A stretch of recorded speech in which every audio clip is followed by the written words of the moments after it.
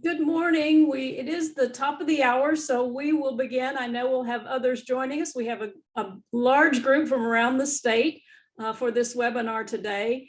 As we begin, I would like to acknowledge that I'm in Austin, Texas, and in Austin, we are on the lands of the Tonkawa, the Lipan Apache, and the Cherokee peoples. And just want to take a moment to honor the elders, both past and present, as we think about Indigenous Peoples Day today. So thank you all for joining us. Let me say that Christina Flores will be leading us in our webinar today. Please put questions in the chat and I will monitor the chat to make sure that we get those answered either today or after the webinar. And with that, Christina, let me turn it over to you. Thank you, Martha. I'm excited to be here with you all today. I am going to be switching in between slides and the internet, so extend me a little bit of grace if things go haywire, switching back and forth between the share screen. But I'm excited to talk with you all today about the upcoming Texas Pathways Institute and some of the data that we're going to be asking you to share. So we have a packed agenda today, but we've left enough time at the end to make sure that we can answer as many questions, as Martha said, as possible during our time together. So please do use the chat box, but please also know I planned some time at the end as well to ask some questions about particularly the advanced work assignment. So we're going to set some goals today and some preliminary goals for the Texas Pathways Institute as well. And then I'm going to orient you to several data tools that we've prepared here at the Success Center to really help the college teams engage in their work at the Pathways Institute.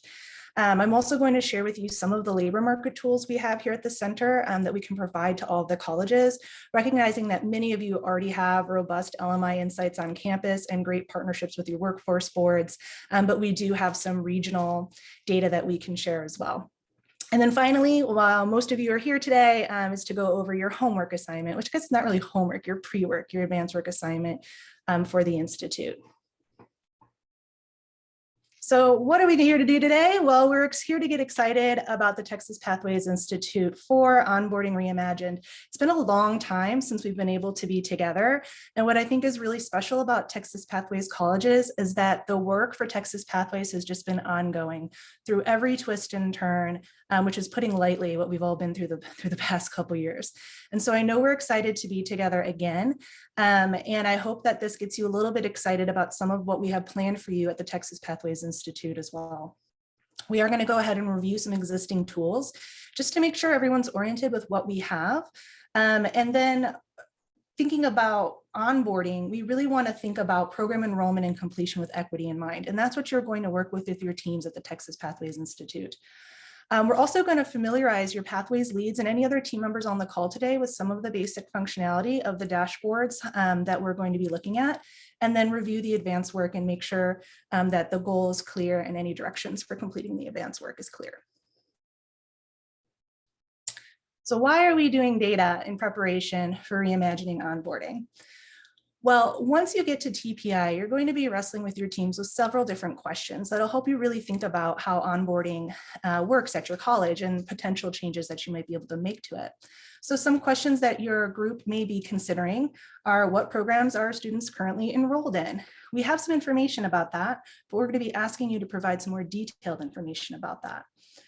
What programs are students completing? We've got that data, we've aggregated it for you, and we're going to share that with you as well. If we know those two things, what can we tell about student representation across those programs? Is it proportionate to our college enrollment overall demographics? Is that proportionate to our population that we serve? So lots of questions we can answer if we have a little bit more detailed information about who's coming into our programs and who's completing our programs. And then lastly, we're all here to provide pathways to careers with livable wages and family sustaining wages for our students. So are we doing that? Are we preparing students to complete our programs and enter into the workforce in a way that can support themselves and their families? And are we having overrepresented or underrepresented subpopulations in those groups? Now, these are big questions. We might not be able to answer them entirely at the TPI, but hopefully some of the data tools we've put together here will help your team start to kind of wrestle with those big questions and what it means for onboarding. So I encourage you, if you have the opportunity to have two screens open, to play around with me. Otherwise, you can just follow along. I am going to switch to the actual tool and show you the functionality live. And if you have the opportunity to do that, I will drop the link into the chat box and you can click on it and it should open you right up. So as I mentioned, I'm going to be switching through functionality here. So give me a second. We are going to look at the enrollment data dashboard first, and I will put the link for you into the chat box if you want to play along with me. And then I'm going to switch and actually use it live with you. So give me a second. So here is the first dashboard. And then let me actually go to that dashboard. And I think that worked okay. Does everybody see a dashboard? Can I get a thumbs up? Okay, Martha got a thumbs up. Thank you. Okay, so the Texas Success Center has created some data tools. Oops, it's reloading because I loaded this up before the webinar. And these are publicly available. Please know that the only data that we make publicly available is already publicly available data. So this is important for you to keep in mind. Potentially also, when we get to the advanced work, we won't be making that data public because it's not publicly available. So I wanted to kind of just make that clear as we look at these different dashboards today. So this particular data came directly from the coordinating board. And I'm going to show you a little bit about what's in the data and some functionality, but then I hope that you have some time to share this with your team so that you guys are comfortable using the functionality at TPI. So the goal is to get you ready to engage in these deep conversations at the Texas Pathways Institute.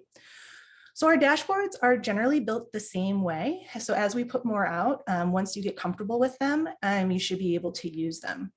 So I'll have you take your eyes up here to the top of the dashboard. This is where you can sort by different characteristics of the institution. And so you will notice here that you can look at all the colleges that I have pulled up right now, or you can look at yourself if you're interested in yourself or a particular peer. You can do that just by choosing out of this menu. But you may be interested, and for several different reasons, about looking at your peer institutions, and you can define your peers in several different ways. And so in this dashboard, you could look at the peers that are in your Texas Pathways cadre. So you'll notice here the options for the Round 2 Texas Pathways cadre. But it may make more sense for you in the context of what you're looking at to compare yourself to colleges of similar size. And so these are the coordinating board sizes here, where you can go ahead and sort down the different sizes of the college. Or perhaps you're really curious about what your peers in your region are doing. These are our 6 TAC regions. So it's important to note that they are not the coordinating board regions, they are the TAC regions, but you can compare to your peer colleges in your region. Or perhaps you're curious about looking at colleges in specific locations. So this is some of condensed categories from iPads here that you can look at the different locations. So we'll play with those in a second, but I just wanted to orient you to the different ways that you can chop up the dashboard and kind of sort down and look at a smaller scale. Over on the left is where you can go and look at different programs. So in this particular dashboard, we go to the 2-digit SIP level. And so it has all the programs in here. So you can pull up and look program by program. If you leave the selection at all, it's all your programs put together, but you can go in and look at a little bit more detail program by program. You also have the option to look at 4 different categories for the major type. So here we have academic, bachelor's program, tech prep, or technical. And we do have longitudinal data here from the coordinating board. So you can select a subset of years, or you can look at all the years together. And then if you or your teammate have problems discerning color, we certainly can also look at the table form of the data. So just for fun, I'm going to walk through a particular program. I'm going to use the tools on the left to filter a couple just to get us used to the functionality. And then we'll move on and look at the next type of dashboard. But let's say, for example, we wanted to look at computer and information services. So you can see what happens. The dashboard adjusts and it automatically picks just these program enrollment numbers for you. And maybe you're interested in just the academic programs for this case. It's going to shrink it down a little bit more for you there as well. We'll go ahead and leave all the years, but perhaps a team member would prefer a table. You can see those numbers just in a plain old table, depending on how you like to look at data. But then let's say, okay, you're interested in finding out, what is your region doing? Is this something that is important to our region? So I'm going to pick on Central because it's first. You can look and see what your peer institutions are doing there as well. To reset any filter at the top, let me click off of here. There's always a little X that resets it, or you can just go back and click all, which resets it as well. So perhaps you're interested in if this is, how this is going in other colleges and cities, you can do those things as well. And if you wanted to look cities that were specifically in Central Texas, it aggregates those filters. So it keeps narrowing it down to what you want. And just remember to go back and reset it. So this is a tool that can help us answer the question of how many students are enrolled in our programs. But what does it not answer? Well, it doesn't answer anything about the subgroups, right? It doesn't tell us what types of students are in there by gender or race and ethnicity. And so spoiler alert, that's what we're asking for in the advanced work.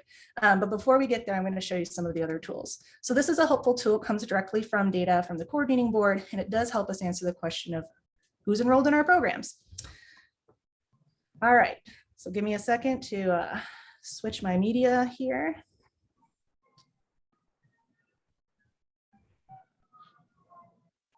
While I'm switching, if you have any questions about that enrollment one, go ahead and pop them in the chat box.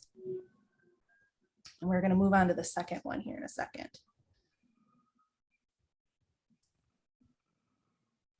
All right, Martha, does it look good for us to move on? Yes, it does. Thank you. Okay. Oh, wait, hold on. A chat just came in. We have so this is student enrollment by major. Yeah, so it's student declared major. Christina, did that answer your question? Okay, awesome. Yeah, so Laura asks, is there a link directly on our webpage to access the data? We work through Tableau Public, so I'll put a link to our general Tableau Public page, and then we are updating our website to put this in the right spot, and we'll have it in the TPI4 materials as well. So yes, it exists for the whole general public on our Tableau Public site, which I'll link in the chat box here in a second. Yes, and there is a data dictionary. So what I can actually do is link the exact data dictionary from the coordinating board data pool for you. And I believe I can even hyperlink it right into the dashboard. So that's a great suggestion, and I can do that edit easily. And correct, flex entry. We're just going to leave out flex entry. I know it's important, but for the purpose of what we're thinking about at the high level here for TPI4, flex entry is not going to be part of that head count. And so when you take these lessons back to your college and you're really thinking about the purpose of these questions, why are we asking these questions, and what decisions are we going to make in our practice and policy based on the answer, that's when you might want to talk internally and say, do we have to have the same conversation about our flex students as well? And so for the purpose of this data exercise, we'll go ahead and leave them out, but it's a great consideration when you go back and start to have these conversations over again with your programs. Okay, I think I got them all. So let's look at the next one, the completion data dashboard. So I'm sorry, I'm slipping through things here. Okay, so let me switch back now to my next dashboard. I'm going to switch media right now. Hold on.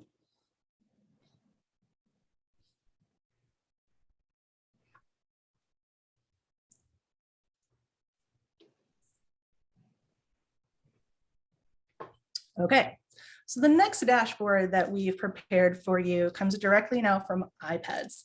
And you'll notice some features that are more, I don't want to say better, some more detailed features on this one, and also some drawbacks on this one as well compared to the enrollment dashboard. So notice some similarities off the top. You can do the same sorting in the top using the same menu items to look at different colleges or compare them different ways. But there are some key differences. There is not longitudinal data here. We just have completions for academic year 2019-20. And that's because this is the first year iPad has made this disaggregated data with all these different disaggregations that we're going to talk about available. And so you'll notice some similarities over here as well. We still have all of our program areas, but we do have more specificity here. We can look at 2-digit and 4-digit zip codes here. So not only can we do the 2-digit like we did in the enrollment, but we have the 4-digit as well. So that's another addition. We also have the degree that was conferred. So whether that was an associate degree, a short-term level 1 certificate, or a long-term level 2 certificate, we can sort that way as well. And we have several different disaggregations, and I'll go through these in an example, but we can look at the total number of completions. We can look by gender, by race and ethnicity, or by gender and race and ethnicity. And similar to the last dashboard, if the colors are overwhelming, we have a table as well. So you can look at that data in several different ways. I would be remiss not to give a shout out to Dr. Stacy Ibarra, my research assistant, who helped me pull all this data from iPads and clean it up and put it in this dashboard. It was a labor of love. We hope that it really helps you grapple with some of the questions that we're talking about at the Texas Pathways Institute. So thank you, Stacy. I hope that this tool is something that the colleges really benefit from when they're thinking about these big questions at TPI. So let's just look at an example while we're here. I'll go back to computer and information systems and support. So here we have the total at the 2-digit SIP, and I'm going to go ahead and just put the total because all those colors are a little overwhelming. So here we have just the total number of completions here. I should note that when you scroll over, when you're actually working with this, that you can do this work on yourself. Oh, you know what I forgot to do? Put the actual link in here. In case you're following. We got it there. You got it. Okay, I was like, in case you're following along and playing with it on your own, I forgot to do that. Okay, so now let's say you wanted to look a little bit more detail. It's a little overwhelming, but again, if you start to just look at your own college, it gets very easier to read. And again, you can scroll over here. It's going to tell you down to the 4-digit code, the completion here, figures for each of these 4-digit programs as well. And if we wanted to just look at associate's degrees, you can keep looking at these numbers and move them around. It'll split this up by gender. And if you scroll over, it will tell you the legend on the left of what you're looking at, but it will also tell you when you look at the data point, what you're looking at and what program. Similarly with race and ethnicity, we have several disaggregations. And what's nice about grabbing this data from iPads is that while we do disaggregate our KPI data, we have to mask a lot of that data. And so it is nice that we are able to get more groups using this method here to kind of look at this question. So you can see, again, by race and ethnicity, the several different disaggregations we have there. And if you want to get even more detailed, it breaks it down even further by the binary designator for gender and the different racial and ethnic categories. So similarly up here, if you wanted to look at your similar cadre, you could break it down that way. Again, all different ways that you may be interested in looking at your peers, and you can do that using the filters at the top. So this is the second data dashboard that we have prepared for the college teams for use during TPI. And I imagine the same questions are going to pop up. So I will hyperlink in here under where it says data source, the actual, variables and definitions from iPads, and similarly with the coordinating board, that should help with any detailed data questions about where this data came from. But again, it's all publicly available. So you can even go in and pull your data again for your own college and wrap it up in some different format if you think that it would be easily accessible to your college team in a different format.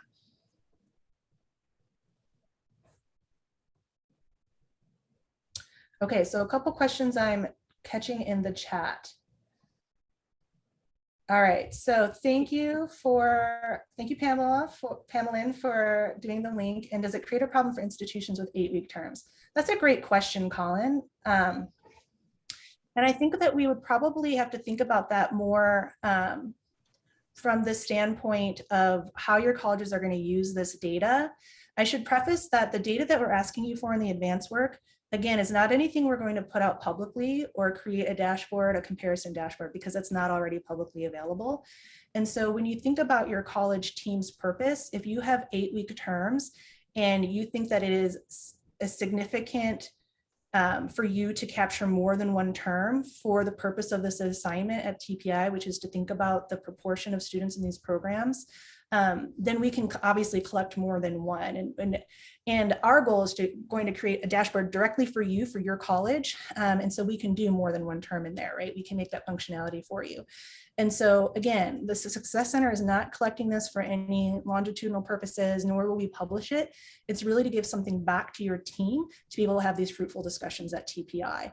And so when you think about 8-week terms, if you want to collect more than one term for that purpose, we can do that. We can just make more than one tab on the spreadsheet for you if you want to do it that way. Yeah, and I can see how that would be really beneficial. And as more people are moving to 8-week terms as well, particularly as a result of COVID or lessons learned through kind of that, it would be really interesting for your own college to have those big discussions about, you know, what did that look like and how did that work out? Okay, so Sirkin asks, will bachelor degrees be available under award type? Eventually. So let me tell you how iPads works. You have to pull it by program, by award code. And so our focus just for the time frame for getting this dashboard built was to pull the associates and the 2 certificates. iPads does have that available by bachelors. It will eventually be in this dashboard, but it's just a labor time issue. So stay tuned. We'll be sure to let you all know when it's updated with that, but it is fully updated for the sub-baccalaureate completions. You're welcome. All right, are there any other questions about the completions dashboard before we move on to the next one? All right, let me switch media again.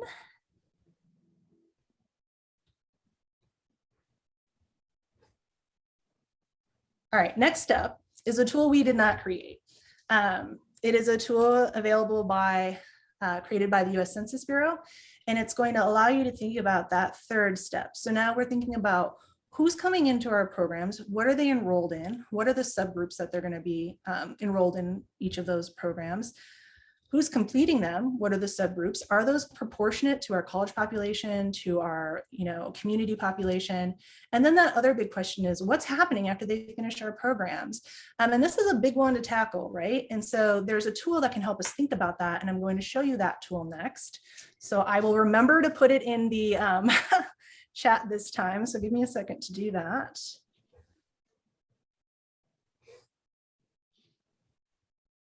Oh, Pamela, you are on it. Thank you. Okay, so yes, I was going to put the PSEO in there. We both got to the same point at the same time. So then let me switch over to the other screen.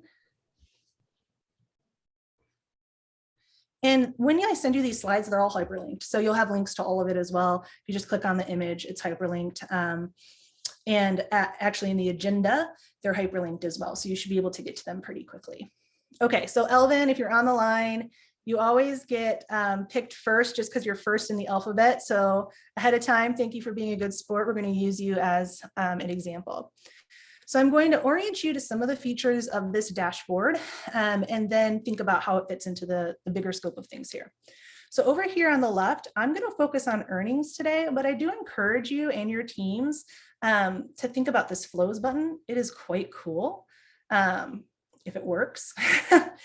It's going to show you from your programs what industries your students ended up in, which is kind of cool, but that's not what we're going to talk about today. We're going to focus on the earnings tab.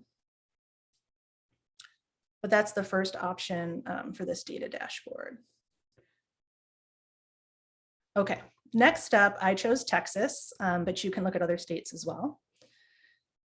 And I picked Elvin because it was first in the list, but technically before I could get to Elvin, I actually had to go and pick associates level. So it was a little backwards there. But what I want you to notice is some similarities here. So here they are doing the same completion buckets that we did in our completion data dashboard.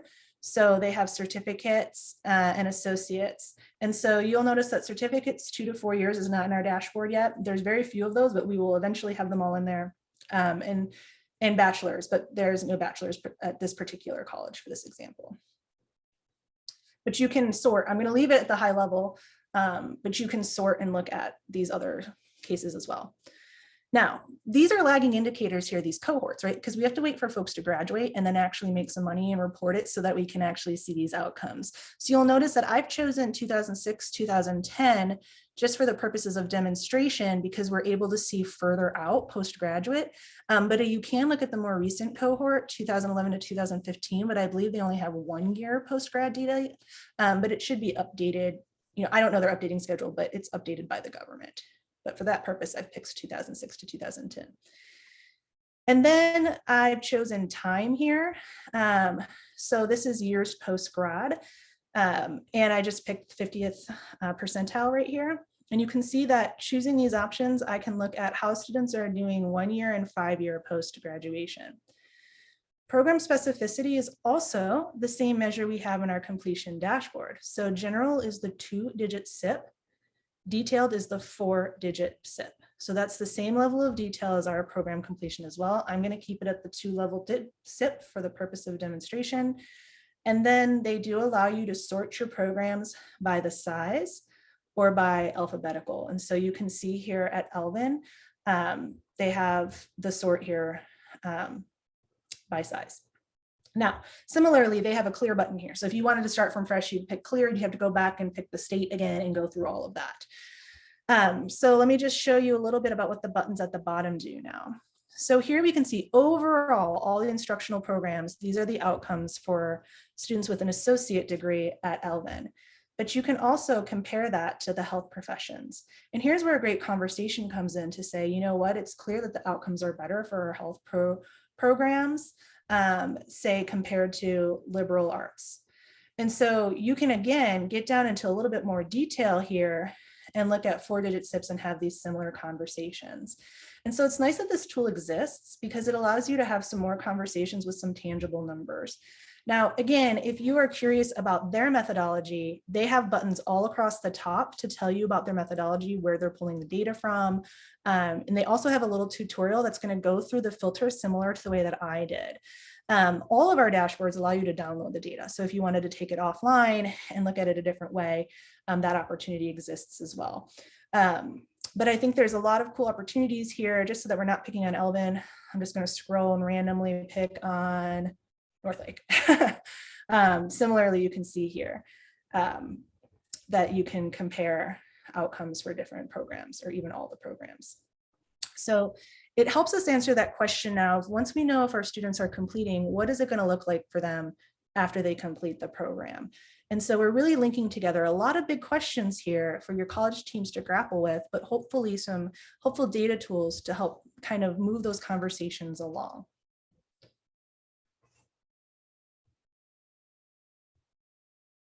Yes, so programs have 1, 5, or 10. And so I actually don't know the answer about why they wouldn't have, particularly in this program, the 5 year. But if you go back and pick the older cohort, 2001 to 2005, so that graduation cohort, you can see the longer long-term outcomes. So it's just a matter of when they graduated and when they were able to collect the data. So the older you go, the longer you can see in the data dashboard over here in this cohort. And I don't know why their particular program might be missing data, but it might be up there in kind of this help question or something like that, their methodology for that. And, you know, a lot of times it has to do with the like maybe they didn't have even enough data to make a production there, but I'm making that up. I don't know for sure. I'm sure it says up here in the tutorial or any of the help buttons up here. Okay, so that is another tool. So many tools. All right, so let me switch back if there's not any more questions about the Education Explorer. Lastly is our regional snapshots. So now we've taken ourselves on a data journey. Who's coming in, who's coming out, what does it look like for them when they're out? And then there's another natural question that arises that says, are we graduating students from programs that fit the needs of our local region? And so again, this is just another tool that we have created for you. We know many of you have these tools in-house, but we've made available to you several different tools. So let me first get the link to put in the chat box. And then I will open it.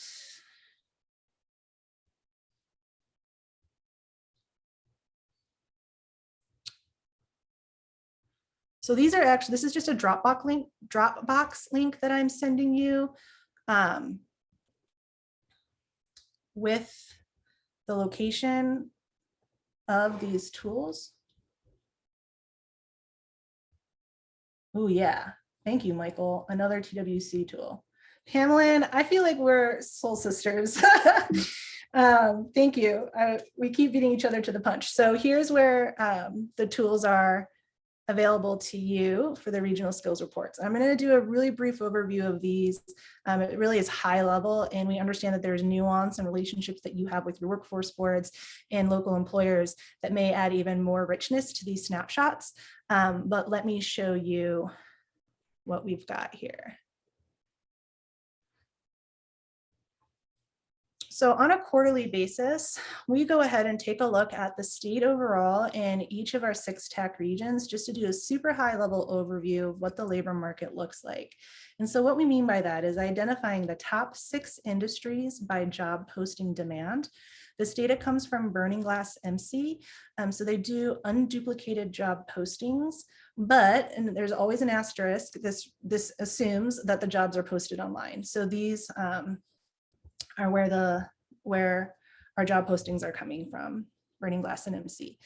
Within those top 6 industries, we identify the top 5 occupations and the top 5 employers seeking folks for those jobs. And there's a couple things when you go back to your team and think about this. You may be in a market that has an emerging industry or an emerging occupation, and that's not going to be captured here in a top 5, right? So there's always nuance to thinking at this high level snapshot about program, when you're reviewing your programs. But keep in mind, this is really high level snapshot. So in addition, we have a snapshot for each of the regions. So each of our TAC regions. And you can look at that high level information. But like I said, maybe you have an emerging market, a new employer coming in and building a factory, and you're really curious more in depth about those industries.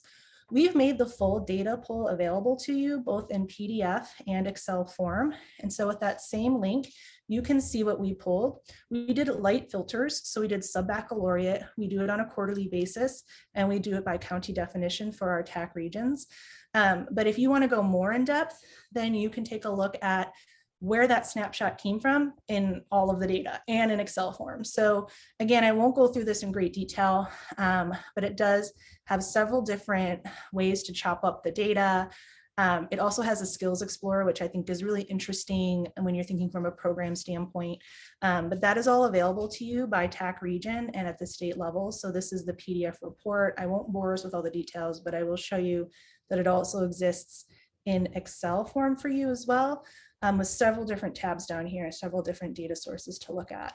So it's going to help us think about the question of whether or not we're preparing enough students in our programs to meet the demand. And there are ways within this to think about emerging or new industries as well with different growth rates. And we don't have the growth rates in the snapshots, but you can find it in the more detailed data pool. Okay, so we're about to get to what you all really came here for, which is how to do your homework. So let me switch over again.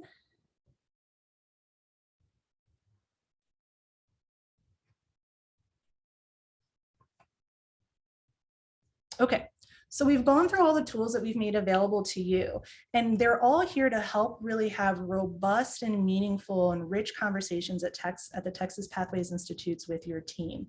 And so what we'd love to do is to be able to contextualize that enrollment tool for you a little bit more with the data you provide to us. So really we're asking you to think about enrollment with race, ethnicity, and gender, keeping in mind that it is not our intention to become a data warehouse. There's other folks doing that work like the coordinating board and iPads, but more so that we can create a tool for you to use with your college teams and a way for you to think about this type of work when you go back, if you want to train program coordinators or program leaders to think this way as well.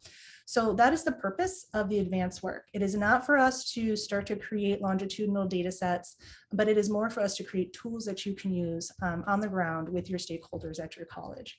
So we do want to prepare for you a disaggregated program enrollment tool. And we really want it to be able to address those questions we started off the webinar with. What programs are our students currently enrolled in? We know this, But is the representation proportionate? From the public tools, I mean, you may be having these conversations in-house already, but it'd be great for you to start thinking about this at TPI as well. And again, thinking about whether or not we have over or under representation in higher opportunity programs. So in order to answer those questions or to be able to have the tools to even start to have this kind of rich conversation with several stakeholders, we've asked you to complete a little bit of data. So you're going to determine the programs with the highest enrollment as a percent of fall 2020. We only want the 1 year. Now, if you want to create a longitudinal one, send me an email and I can talk about the capacity we have before November to create that tool for you. But for now, fall 2020 is what we're asking for. You can use your student report, the CVM 001 report. And again, we suggest that you do not include the flex students, although taking that thought back to your colleges that if you're going to create a tool like this for regular use, that's probably an important information to have as well. But for the purpose of this data tool and for TPI 4, I think you can leave out the flex students. Colin, if you already have dashboards, even better. So if you already have a dashboard and you would like to see if that suffices for this, go ahead and email me the link to that and I'll respond to you that your homework's done, right? So that would be amazing. Yeah, so just let us know. And I've included my email at the end. So any of the questions like that, please pass our way if your college already has tools built like this. And yeah, so Christopher, this is a great question. So Christopher asked the highest enrollment. So let me kind of break it down. We put 25, but 25 might not make sense for your college, right? And if it's easier to pull all of them, pull all of them.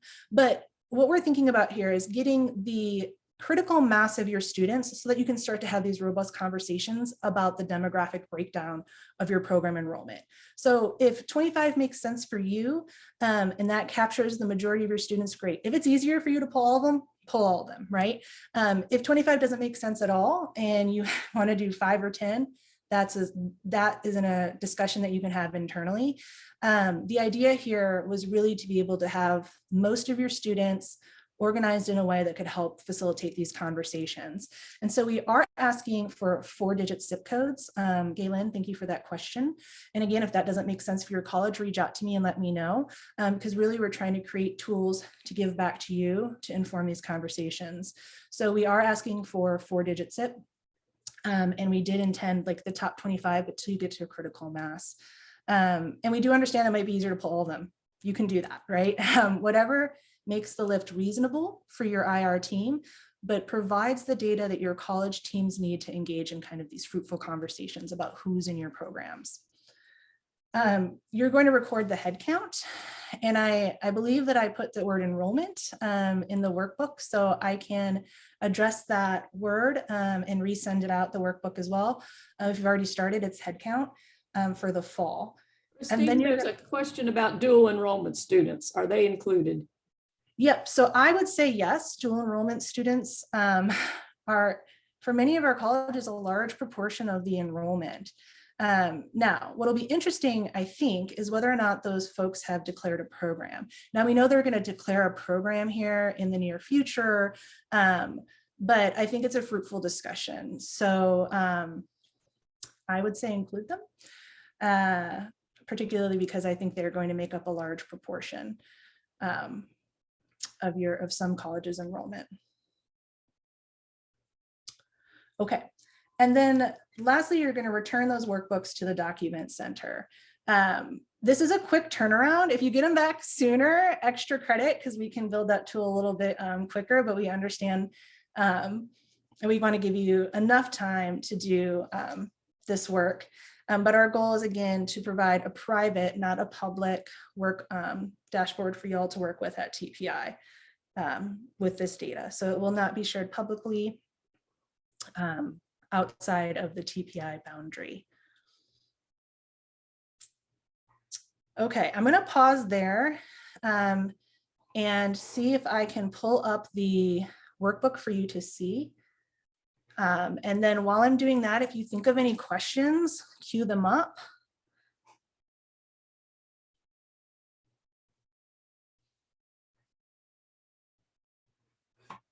I appreciate your patience with me switching back and forth through all these different mediums.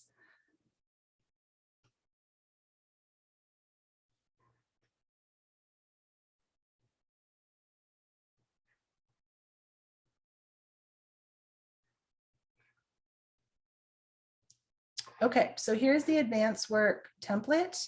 It has some of these high-level directions that I just went over on the front page.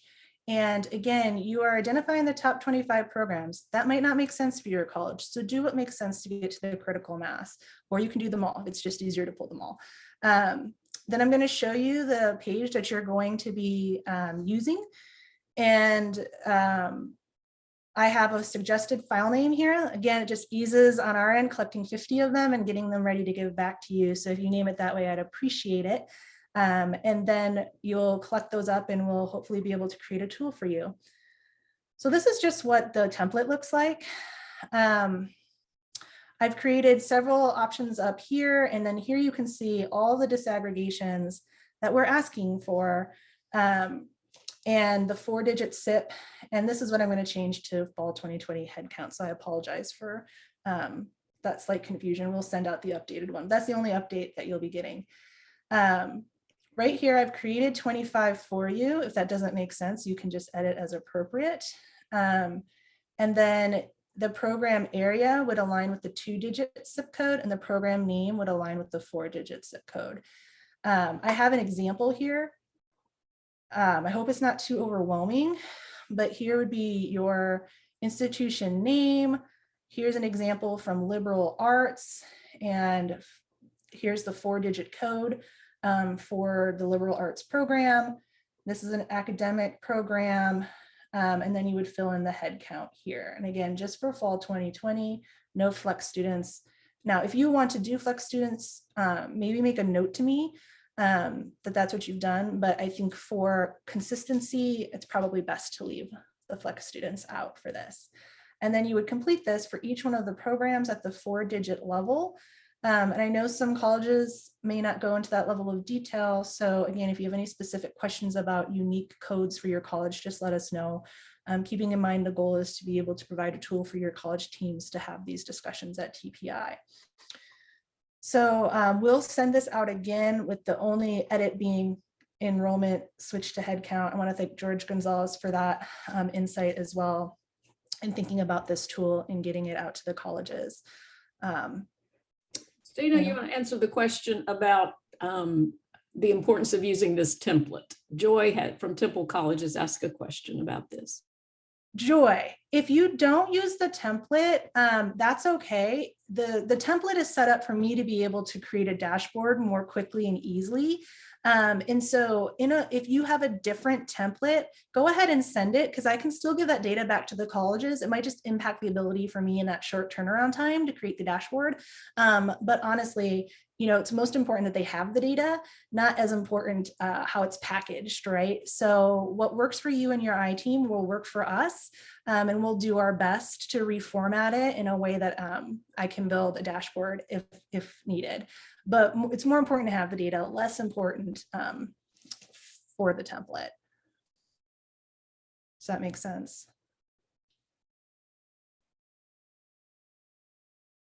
All right, these have been great questions.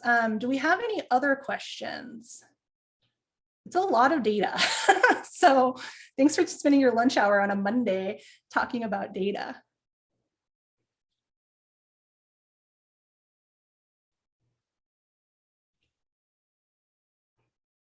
So Christina, I just want to make sure, so everything will be provided except for this last bit of information you've been providing about head count. Correct. Disaggregated head count that the colleges need to provide. That's correct. Okay,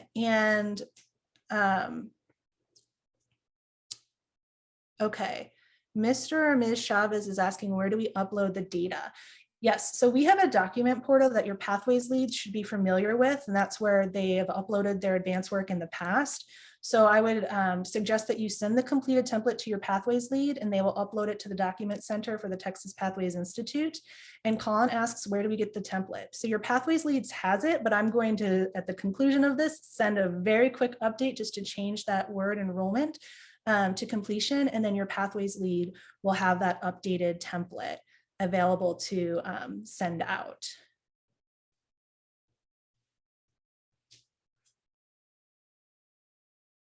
Are there any other questions?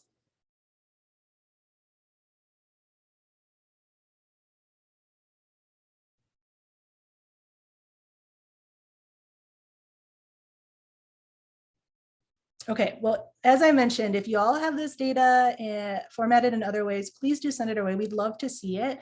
We're interested in learning from you and with you as we think about these big questions. And so thank you for being so willing to share this data with us so that we can have these fruitful discussions. We couldn't do it without you. So we really appreciate not only your time today, but your time all the time in helping with the Texas Pathways strategy. And it's very exciting to see it paying off, particularly for our students and their outcomes. And so thank you. We can get bogged down in the work of it, but when you take a step back, it's really amazing what you all are doing. So thank you. Terrific. Thank you so much, Christina. And again, if you have questions, you know where to find Christina, and she'll be happy to answer any questions you might have. A quick reminder that we will be sending out the team time questions. So several of the Pathways leads have asked to receive those in advance. So the week before the Institute, you will be receiving a copy of the questions for discussion that will accompany the data that you're seeing today, so that you can guide the discussion during your time together. Wonderful to see the coaches, Pathways coaches today, as you're getting a flavor for exactly what you will be working with the colleges with. So thank you for joining us today as well. And with that, let me turn it over to Cynthia for final remarks. Cynthia, you're on mute. Sorry. Ooh, there we go. Just wanted to echo special thanks to Christina Flores. She's just been a great director of research and evaluation for us and great help to the colleges. So thank you, Christina, for putting all this data together and for presenting it to the teams today. And just appreciate the teams and the coaches being here. I'm really excited to see everyone together in November. So with that, I'll just say thanks for joining this webinar. It will be recorded. It will be put on our website so that if you want other team members to watch it or you need to review some example of the directions, you're welcome to do so. With that, then I say thanks for spending the time with us and have a great afternoon. Bye-bye now.